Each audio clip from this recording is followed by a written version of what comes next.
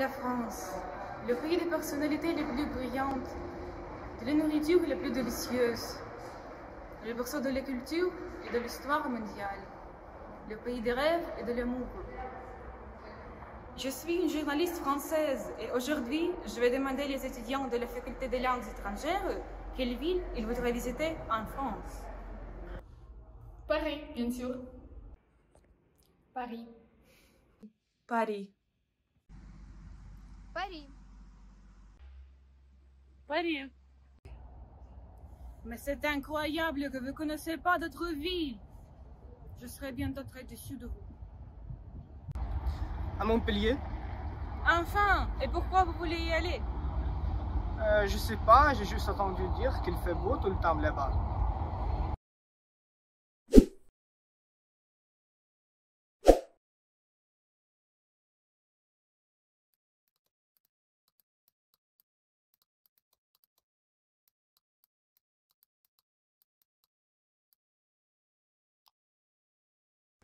Il y a plein d'explications sur l'étymologie du nom de Montpellier, mais une des plus célèbres, c'est le monde des épices, en référence à la position commerciale que tenait la ville dans le commerce. Née en 985, elle restait durant ses premiers siècles d'existence le modèle de la réussite à la médiévale. Touchée plus profondément que les autres grandes villes par la crise, il ne s'en remit jamais complètement et a cessé d'être un grand centre économique. Mais son importance intellectuelle et religieuse n'a pas diminué jusqu'à nos jours.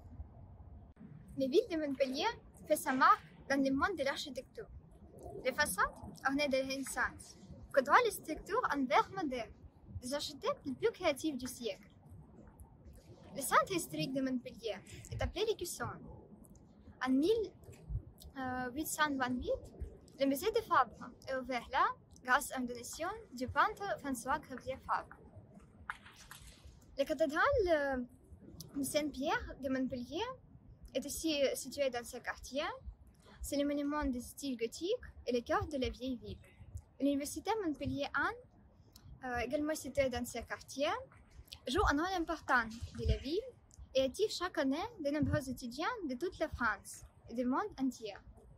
On peut aussi mentionner, parmi les plus bons endroits de Montpellier, les places de la Comédie, le théâtre de Jean-Claude Carrière, la porte du Pérou, l'hôtel de la ville de Montpellier et les jardins de plantes de Montpellier. Après avoir regardé la belle architecture de Montpellier, vous aurez probablement très faim. Et il y a plein de choses délicieuses et uniques à goûter. Par exemple, la laitière. C'est une délicieuse petite tourte fourrée à poulpe à la sauce tomate, rapportée d'Italie il y a plus de 50 ans. Une autre spécialité, c'est la fougasse au fruiton. C'est une pâte à pain enrichie de margarine, de résidus de lard de porc et souvent de poivre. Et enfin, le brazuca de moule. Le plat consiste à faire cuire les coquillages dans une énorme poêle à paella sur un feu ou au barbecue, avec une sauce spéciale. À propos, Montpellier est une capitale du vin. Le célèbre château de Flaujac se trouve à proximité de la ville, invitant chaque jour les voyageurs à faire une visite guidée et à goûter des vins. Pour vous laisser mieux comprendre et sentir l'ambiance de cette ville, on vous a préparé une petite interview pour tout savoir d'une source sûre. Bonjour, Bonjour. pourriez-vous vous présenter?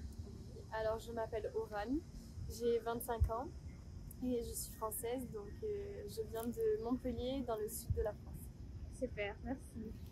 Comment vous décririez votre ville en 3 mots?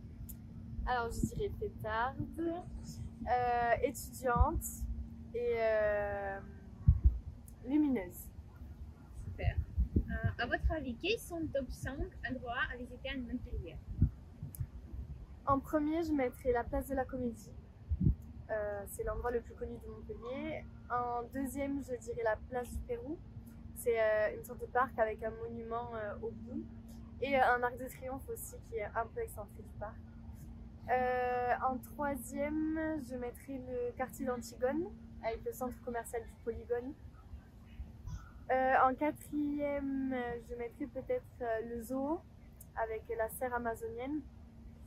Et en cinquième, les bars et les restaurants qui sont du centre-ville qui sont super. Merci. Et quels sont les avantages et les inconvénients de vie dans votre ville? Alors, les avantages, c'est que l'on ne s'ennuie jamais. On a toujours quelque chose à faire. Il y a tout le temps du monde. C'est une ville où on se sent en sécurité, donc c'est un avantage. Il y a le soleil, il fait chaud. Les désavantages, je dirais peut-être le bruit et le centre qui est quand même des fois mal fréquenté et qui peut paraître bizarre parfois à certains moments de la journée ou de la nuit, suivant l'heure à laquelle on se balade.